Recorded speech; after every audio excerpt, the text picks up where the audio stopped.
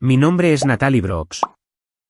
Tengo 29 años y trabajo como tecnóloga de resonancia magnética en Nashville, lo que significa que mis días se construyen en torno a las emergencias de otras personas, el pánico silencioso y el tipo de presión que te enseña a mantener la calma mientras tu mundo se estremece.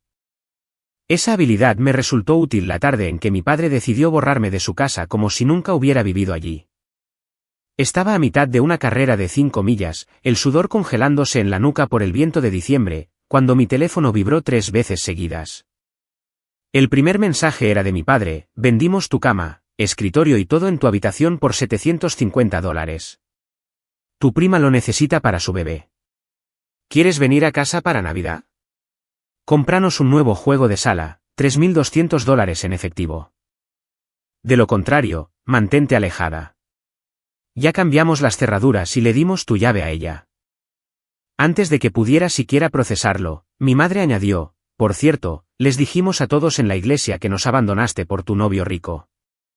Toda la congregación piensa que eres basura desagradecida. Paga o les diremos que me pegaste la Navidad pasada. Luego mi hermana intervino: como si todo fuera una broma familiar, los vecinos ya creen que te drogas. ¿Quieres que lo confirmemos? Me quedé en la acera con los pulmones ardiendo y me di cuenta de que esto no era solo crueldad. Estaba coordinado, planeado. No solo habían vendido mis cosas. Habían construido una historia en la que yo era la villana.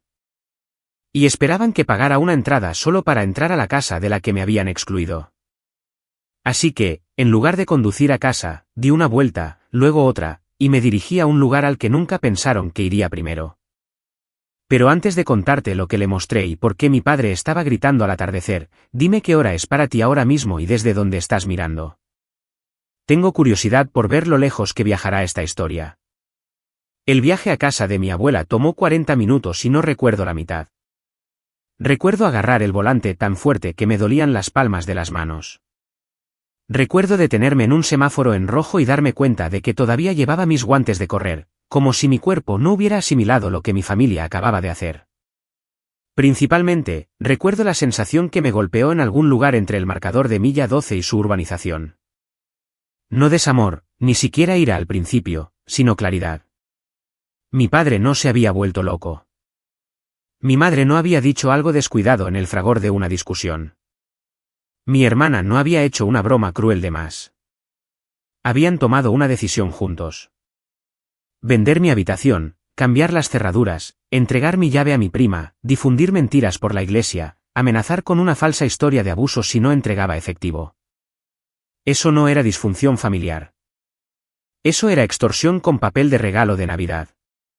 Cuando entré en el camino de entrada de mi abuela, la luz de su porche ya estaba encendida. Siempre la mantenía encendida antes de que oscureciera porque decía que un porche iluminado les decía a las buenas personas que eran bienvenidas y a las malas personas que eran visibles. Entré, todavía con mi ropa de correr, el pelo desordenado, las mejillas rojas por el frío, y ella me miró a la cara y no me preguntó si quería café. Me preguntó: ¿qué hicieron ahora? Le entregué mi teléfono sin decir una palabra. Se sentó en su sillón reclinable, leyendo cada mensaje lentamente, de la misma manera que solía leer las etiquetas de los medicamentos después de que mi abuelo se enfermara. Cuidadosa y exacta, porque los detalles importaban. Cuanto más leía, más recta se sentaba. Para cuando llegó a la línea sobre decirle a la iglesia que le había pegado a mi madre, su boca se había apretado de una manera que no había visto desde que mi tío intentó pedirle dinero prestado y falsificar su firma en un formulario de préstamo 15 años antes. Dilo en voz alta, dijo. Todo. Así lo hice. Le conté sobre la habitación que todavía guardaba en casa de mis padres porque trabajaba turnos largos y a veces me quedaba allí después de cenas navideñas tardías. Le conté sobre la colcha que ella me había cosido, el arcón de cedro al pie de la cama, el escritorio donde estudié para mis exámenes de resonancia magnética, el reloj que ella me había dejado y que les supliqué que no tocaran. Cuando dije que también lo habían vendido, cerró los ojos durante 3 segundos completos. Luego hizo la pregunta que cambió todo. ¿Recordó tu padre de quién era la casa en la que vive? Esa era la parte que mis padres siempre contaban con que la gente olvidara. Mi abuela, Eleanor Brooks, era la dueña de la casa. No moralmente, no simbólicamente. Legalmente. Hace años, después de que mi abuelo muriera, les permitió a mis padres mudarse a la propiedad por un tiempo para que pudieran recuperarse de una serie de deudas. Malas decisiones comerciales y el tipo de imagen adulta pulcra de Domingo que parecía respetable desde un banco de iglesia y imprudente en todas partes.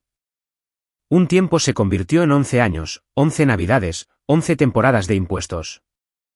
11 años de mi padre actuando como si un refugio temporal fuera lo mismo que autoridad. Pagaban un alquiler reducido cuando les apetecía, lo saltaban cuando no, y lentamente comenzaron a hablar del lugar como si la generosidad de mi abuela de alguna manera hubiera expirado en su propiedad. Mi habitación había sido una vez la oficina de mi tío. La guardería que ahora estaban limpiando para el bebé de mi prima había sido originalmente el cuarto de costura de mi abuela, donde solía hacer dobladillos a las túnicas del coro y hacer mantas de bebé para la mitad del condado. A mi padre le encantaba comportarse como el rey de un castillo que todavía tenía el nombre de otra persona en cada documento serio adjunto.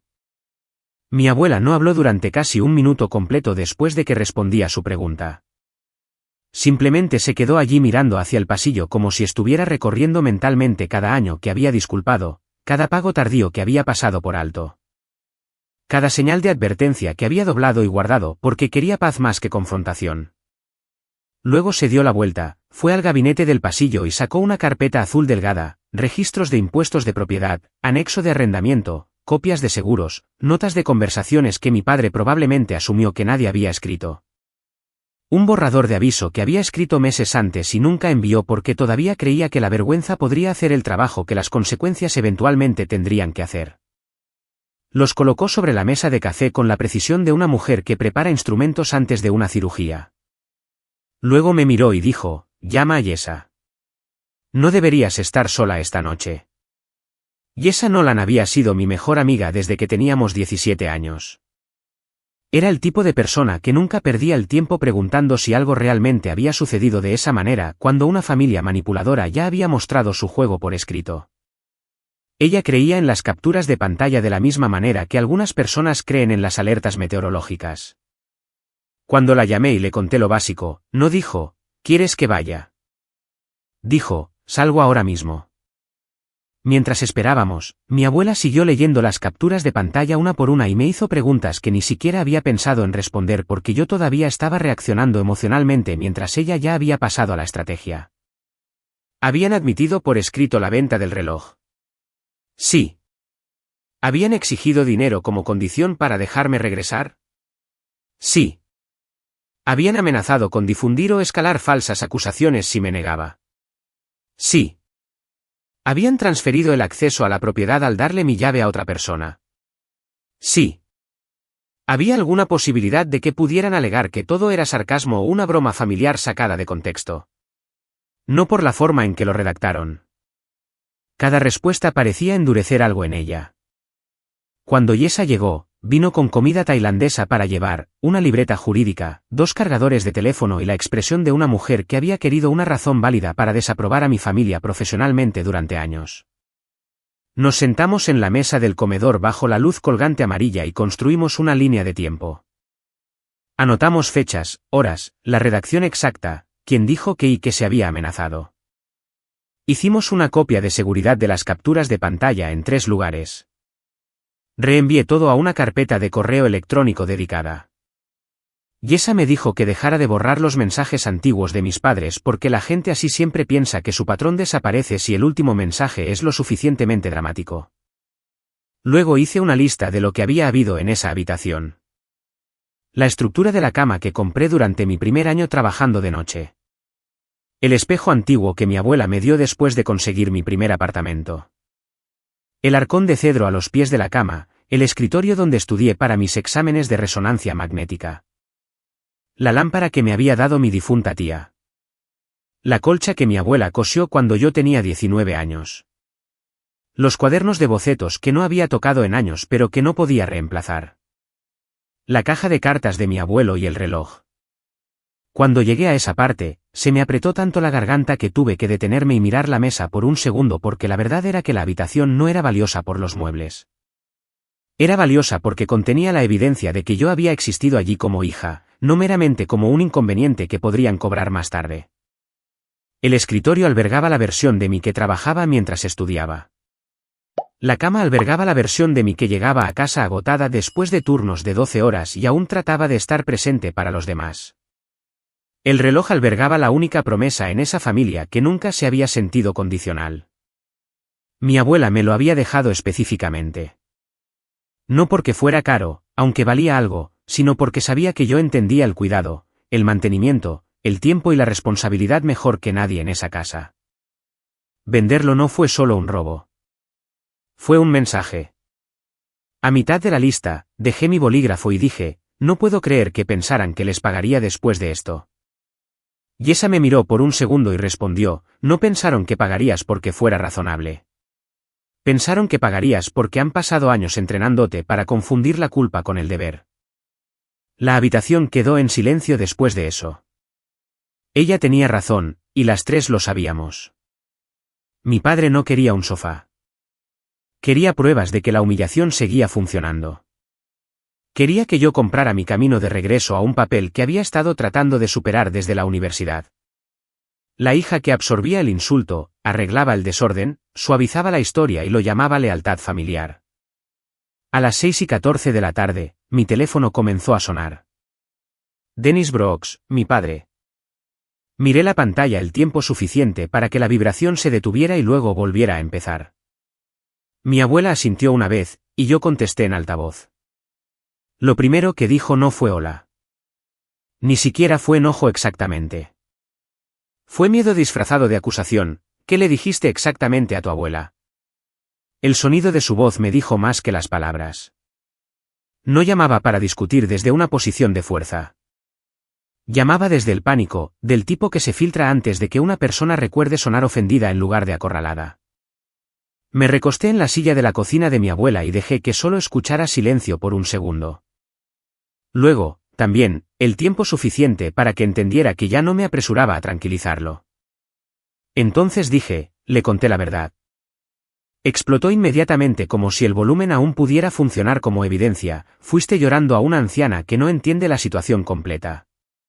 Cale necesita espacio. Las familias se ayudan. Siempre haces que todo parezca feo cuando no sale como quieres. Casi habría funcionado si hubiera sido la versión de mí misma que ellos recordaban. La que solía desperdiciar vacaciones enteras tratando de expresar límites básicos con suficiente suavidad para personas irrazonables. Pero esa mujer había trabajado demasiados turnos nocturnos en el hospital, había guiado a demasiados pacientes claustrofóbicos a través del pánico y había pagado demasiadas de sus propias facturas como para dejar que un hombre como mi padre narrara la realidad solo porque él hablaba primero y más fuerte.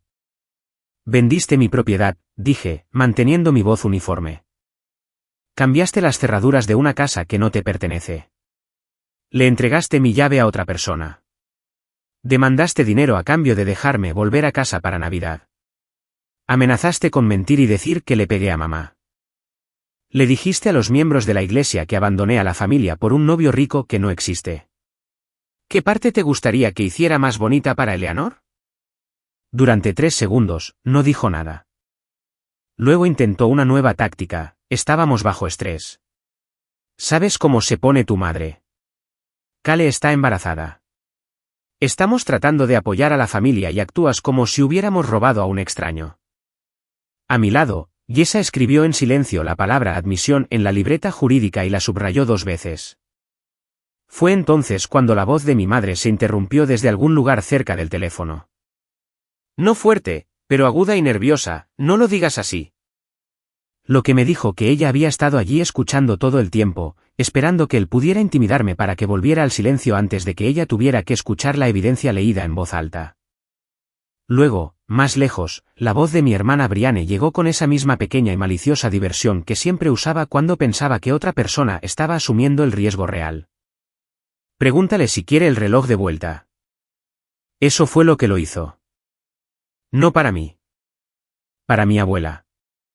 Ella se levantó, me quitó el teléfono de la mano, y toda la energía de la cocina cambió. Eleanor Brooks no alzó la voz. No lo necesitaba. En un tono tan calmado que parecía peligroso, dijo, Dennis, tienes 30 días para desalojar mi propiedad. Recibirás una notificación formal mañana por la mañana. No venderás, quitarás, regalarás ni destruirás ningún otro objeto de esa casa que no te pertenezca. No contactarás a los miembros de la iglesia con una mentira más sobre Natalie. Y si el reloj que vendiste no se puede recuperar, podrás explicarle a un abogado por qué dispusiste de una propiedad que le fue legada específicamente a ella. ¿Me entiendes? Hubo un instante de silencio total en la línea, seguido por mi padre retrocediendo tan rápido que prácticamente pude escuchar el colapso de su autoimportancia en tiempo real. Ahora, señorita Eleanor, por favor. Eso no es necesario. Estábamos bromeando. Eran bromas familiares. Natalie sabe cómo hablamos. Siempre ha sido sensible. Y creo que quizás ella lo ha enmarcado de una manera que... Mi abuela lo interrumpió. No, lo que Natalie sabe es exactamente cómo hablan ustedes. Por eso ahora están suplicando. Luego colgó. La habitación quedó en silencio. Debería haberme sentido victoriosa en ese momento. Pero lo que realmente sentí fue algo más extraño, como el aire después de una tormenta cuando los árboles aún tiemblan y tu cuerpo no se ha dado cuenta de que el rayo ya pasó. Mis manos temblaban debajo de la mesa, no porque me arrepintiera de habérselo dicho, algún viejo reflejo profundo en mí todavía esperaba un castigo por exponer un secreto familiar. Así es como funcionan esos sistemas. Te entrenan para pensar que el verdadero crimen no es la humillación, el robo o la amenaza. El verdadero crimen en sus mentes es nombrarlo donde alguien más fuerte pueda escuchar. Mi teléfono se iluminó de nuevo casi al instante. Mamá. Dejé que sonara. Luego Brianne me envió un mensaje de texto. ¿De verdad corriste a casa de la abuela? ¿Patética? Antes de que pudiera responder, apareció otro mensaje. Los vecinos ya creen que eres inestable. ¿Quieres que les cuente también lo de las pastillas en tu bolso? Lo miré por un segundo, luego respondí, hazlo. Y tu propietario recibirá capturas de pantalla que prueban que todos cambiaron las cerraduras de una propiedad que posee la abuela. 3 puntos aparecieron, desaparecieron, aparecieron de nuevo, luego nada. Esa fue la primera vez que recordaba a mi hermana amenazarme y luego decidir que el silencio era más seguro. Un minuto después, mi madre dejó un mensaje de voz, luego otro. En el primero, lloró y dijo que yo estaba distorsionando todo.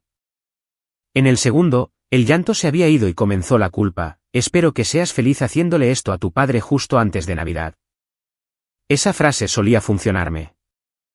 Solía enviarme a un modo de disculpa en espiral, escaneando mi propio comportamiento para ver qué pequeño ángulo podría justificar el suyo. Pero algo en mí había cambiado mientras estaba sentada en la mesa de mi abuela, viendo cómo salían los documentos, escuchando las amenazas leídas en lenguaje de adultos en lugar de lenguaje familiar. Una vez que la extorsión se llama extorsión, dejó de sonar como un malentendido. Mi abuela volvió a sentarse y me miró por encima del borde de sus gafas de lectura. Necesitas escuchar esto esta noche, dijo. No causaste esto al decir la verdad. La gente siempre culpa al mensajero cuando el mensaje expone el robo. Luego me deslizó la carpeta azul y golpeó la primera página. Mañana vas a venir conmigo. No más llamadas telefónicas privadas, no más emboscadas en el pasillo, no más dejar que te expliquen la realidad. Iremos allí a plena luz del día con la documentación. Y van a escuchar sus propias palabras leídas de nuevo. Yesa se inclinó, robó un bocado de mi pad thai intacto y dijo, honestamente, he estado esperando años a que alguien de esta familia descubra la sección de consecuencias de la Biblia. Me reí entonces, no porque fuera gracioso, exactamente, sino porque a veces la primera bocanada de aire limpio después de una traición suena como una risa. Y ese fue el momento en que finalmente entendí algo que mi padre nunca había comprendido. Él pensaba que el control venía de las cerraduras, las llaves, el chisme y el acceso. Pensaba que quien controlaba la puerta controlaba a la persona que estaba fuera de ella. Lo que no había calculado era esto: en el momento en que dejé de rogar para que me dejaran entrar, cada herramienta que le quedaba empezó a parecer una prueba. A la mañana siguiente, no fui sola a casa de mis padres.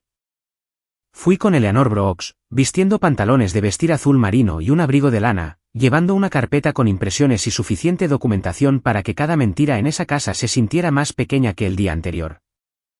Yesa nos encontró allí en su hora de almuerzo porque dijo que nadie debería enfrentarse a una familia como la mía sin un testigo y aperitivos. Cuando entramos en el camino de entrada, el coche de Cale ya estaba allí junto con el jeep de mi hermana Brianne. Mi madre, Cheryl, abrió la puerta principal antes de que siquiera llamáramos. Y por una fracción de segundo, la expresión de su cara me recordó a cada niño que alguna vez fue sorprendido metiendo la mano en una estufa caliente después de que le dijeran que no lo hiciera. Detrás de ella estaba mi padre, Dennis, tratando de lucir dignidad como una chaqueta que le quedaba pequeña. Cale estaba sentada en el sofá frotándose el vientre dramáticamente y Brianne estaba apoyada contra la pared con los brazos cruzados, lista para convertirlo todo en una actuación si aún quedaba público al que impresionar. Mi abuela no esperó a que la invitaran a entrar. Siéntense, dijo, y de alguna manera 4 adultos hicieron exactamente eso. Dennis comenzó su explicación antes de que nadie preguntara, ha habido un malentendido. Solo estábamos haciendo espacio para el bebé de Cale porque Natalie apenas se queda aquí ya. Pensamos que los artículos familiares deberían ir donde se necesitan. Casi me río de la frase artículos familiares. Mis apuntes del examen de la Junta no eran propiedad comunitaria. Mi cama no era un contenedor de donaciones. El reloj de mi abuela muerta no era un código de cupón. Eleanor se volvió hacia mí, lee el mensaje. Así lo hice, en voz alta, cada palabra. Leí la demanda del juego de sala de $3.200. La parte de mantenerme alejada en Navidad. La frase sobre la iglesia pensando que yo era basura desagradecida. La amenaza de decir que le pegué a mi madre. La nota engreída de Brianne sobre las drogas. Algo cambió en la habitación mientras leía. Las mentiras son más fáciles de defender en fragmentos. Leídas en su totalidad. Suenan exactamente como lo que son. Dennis intentó interrumpir, pero mi abuela lo detuvo con un dedo levantado. Cuando terminé, Cale murmuró, no sabía que escribieron todo eso. Brianne espetó, oh, por favor, no empieces a hacerte la inocente ahora. Luego todo se vino abajo. Cheryl intentó llorar. Dennis intentó redirigir. Brianne intentó atacarme por recurrir siempre a gente rica y a personas mayores cuando la vida se pone difícil. Eso habría sido interesante si estuviera saliendo con alguien, y mucho menos con un novio rico imaginario que ellos inventaron para explicar por qué me había mudado y me había vuelto menos controlable. Miré directamente a mi madre, ¿les dijiste a los miembros de la iglesia que te pegué? Sus ojos se desviaron. Dije que me agarraste el brazo el año pasado durante una discusión. No, dije que te tropezaste con la caja del pesebre en el garaje y me culpaste porque me fui temprano de la cena. Y esa, bendita sea, tosió en su mano para ocultar una risa. Mi padre se levantó entonces, señalándome como si el volumen pudiera resucitar la autoridad, siempre has sido egoísta. Todo es siempre sobre tu habitación, tus turnos, tu horario, tu estrés. Cale va a tener un bebé. Sacrificio familiar. Yo también me levanté. Las familias no venden la herencia de una hija para amueblar la crisis de otra persona. Las familias no la encierran, y luego le cobran la entrada para volver a casa por Navidad. Las familias no utilizan los chismes de la iglesia y las falsas acusaciones de abuso porque quieran un sofá. Nadie habló. Incluso Brianne desvió la mirada. Luego mi abuela colocó el aviso formal de 30 días sobre la mesa de café. Tienen hasta finales del próximo mes, dijo. También le proporcionarán a Natalie un inventario escrito de cada artículo vendido, regalado, movido o destruido.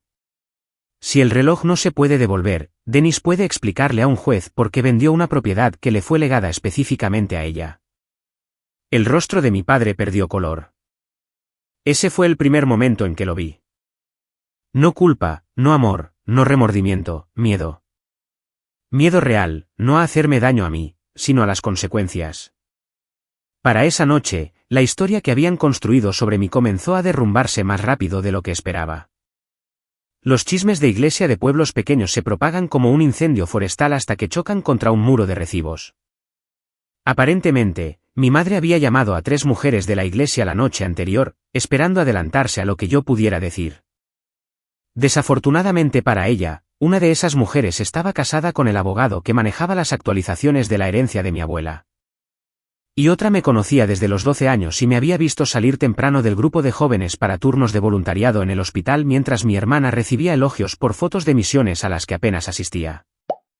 Una vez que mi abuela les contó la verdad a 2 personas, ellas se lo contaron a 2 más. Y para la hora de la cena, la versión de los hechos que circulaba por la congregación ya no era la de unos padres pobres abandonados por una hija desagradecida. Eran adultos que vendieron las pertenencias de su hija, mintieron sobre abusos y recibieron documentos de desalojo del propietario. Dennis me llamó 12 veces.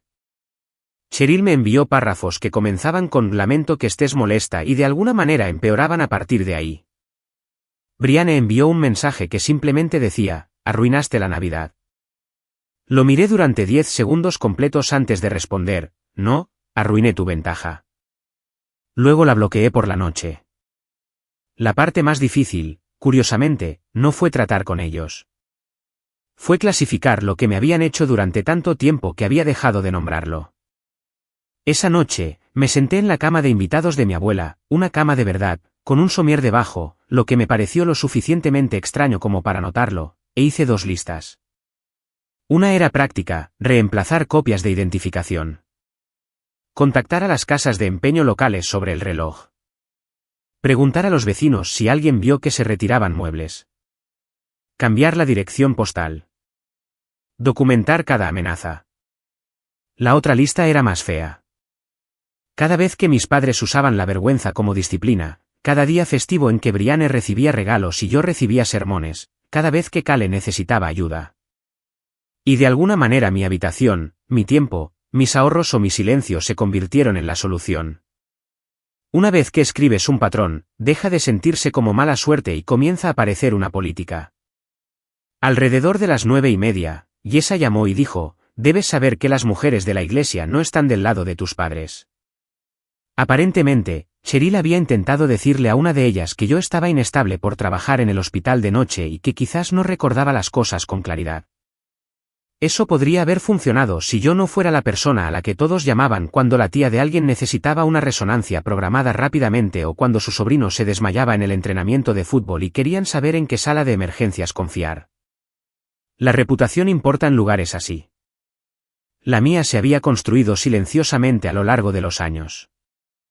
La de ellos se estaba desmoronando ruidosamente en 48 horas. Pero el momento que realmente cambió todo llegó justo antes de las 10. Cale me llamó llorando, no un llanto falso. El tipo desordenado y sin aliento. "Necesito que sepas", dijo. "Nunca pedí tu reloj. Ni siquiera sabía que lo habían vendido. Me dijeron que la habitación había estado vacía durante meses, y que dijiste que podía usar los muebles". Le creí aproximadamente la mitad y se lo dije. Ella no discutió. Luego me contó algo que yo no sabía. Dennis ya le había prometido mi habitación en noviembre para evitar que se mudara con los padres de su novio. Él la necesitaba dependiente de él porque le había pedido dinero prestado meses antes y no se lo había devuelto. De repente, la demanda del juego de sala tenía más sentido. Esto no se trataba de generosidad. Mi padre estaba moviendo deudas y cuerpos como si fueran muebles, y yo había sido un activo más que liquidar. Cuando se lo conté a mi abuela, ni siquiera se sorprendió. «Él ha hecho esto antes», dijo suavemente. Simplemente nunca se lo hizo a alguien preparado para responder. Esa frase se quedó conmigo. Preparada para responder. Quizás esa fue la verdadera diferencia entre la yo de 21 años y la yo de 29. Ya no confundía la resistencia con la virtud. Ya no pensaba que guardar secretos familiares me hacía leal. A veces lo más moral que puedes hacer es negarte a ayudar a que una mentira sobreviva. Cerca de la medianoche, mi teléfono se iluminó con una vista previa de un mensaje de voz de Dennis: «Natalie, por favor, llámame. Podemos arreglar esto. Solo dile a Eleanor que entendiste mal. Te rogamos que expliques». No llamé. Por una vez, dejé que el silencio hiciera su trabajo. La última pieza encajó 2 días después, y golpeó a mi padre más fuerte de lo que cualquier documento de desalojo podría haberlo hecho. Un vecino que conocía desde la infancia me envió imágenes de seguridad de una cámara montada sobre su garaje. Mostraba a mi padre y a Brianne cargando mis muebles en un remolque, riendo mientras mi madre estaba en el patio sosteniendo la colcha que mi abuela había hecho.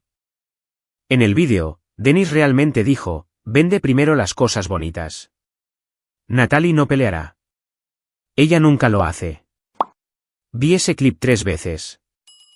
No porque doliera, aunque sí lo hizo, sino porque aclaró toda nuestra historia en una sola frase. Él había contado con mi silencio de la misma manera que otras personas cuentan con un cheque de pago.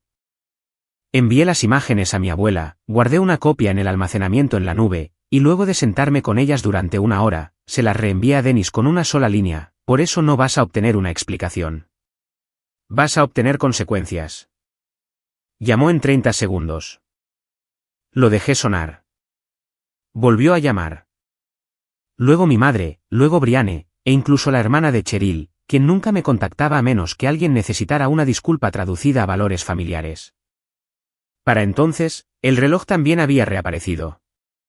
Un dueño de casa de empeño en el condado vecino reconoció la descripción porque yo había enviado fotos y las iniciales grabadas. Mi padre lo había vendido con su propia licencia de conducir, eso importaba. Importaba legal, moral y simbólicamente. El reloj fue recuperado, aunque tuve que pagar para retenerlo hasta que el caso se resolviera. Yesa cubrió la tarifa antes de que pudiera protestar y dijo, «Feliz Navidad». Considéralo una inversión en justicia. Cuando finalmente lo tuve en mis manos de nuevo, lloré más fuerte que por la cama, el escritorio o incluso el cambio de cerradura, porque el reloj nunca se había tratado de dinero. Mi abuela me lo dio la semana que aprobé mis exámenes y dijo, «El tiempo no lo cura todo. Lo que hace es revelar a las personas». Tenía razón. El tiempo los había revelado a todos. Dennis, quien pensaba que autoridad significaba propiedad, Cheryl, quien confundía la manipulación con la maternidad, Brianne, quien trataba la crueldad como carisma, y yo, la hija. Seguían subestimándome porque aprendí demasiado pronto a sobrevivir en silencio. El proceso formal se aceleró una vez que se tuvieron las imágenes y el registro de la casa de empeño. Mi padre dejó de fingir que era un malentendido y pasó a suplicar. Súplicas reales.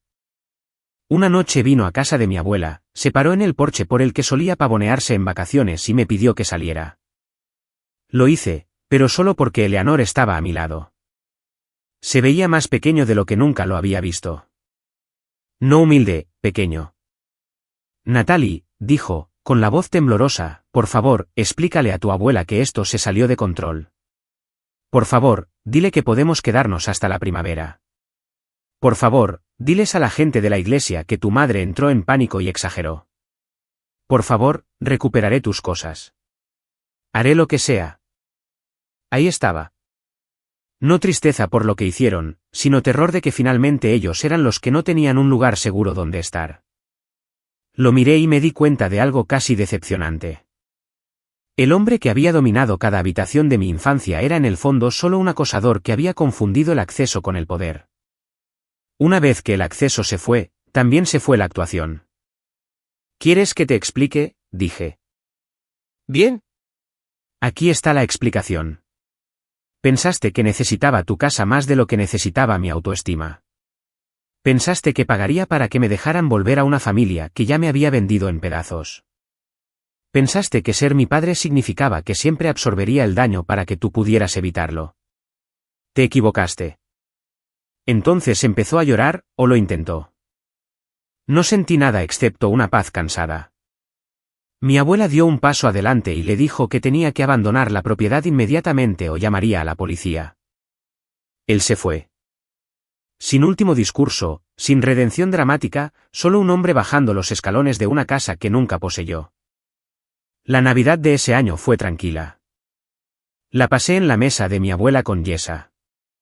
2 guisos, un pastel de nuez pecana, y absolutamente ningún requisito para ganarme mi asiento. Y ese fue el verdadero final. No el desalojo, no el reloj recuperado, ni siquiera mi padre suplicando en el porche.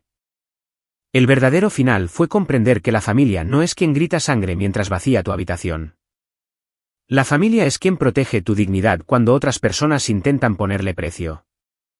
Aprendí que el amor sin respeto se convierte en control. Que el silencio no mantiene la paz. Solo mantiene vivos los patrones, y que irse no es crueldad cuando quedarse requiere que desaparezcas. Así que, si alguien que escucha alguna vez ha sido obligado a pagar, mentir, encogerse o sangrar solo para mantener a una familia cómoda, escúchame claramente.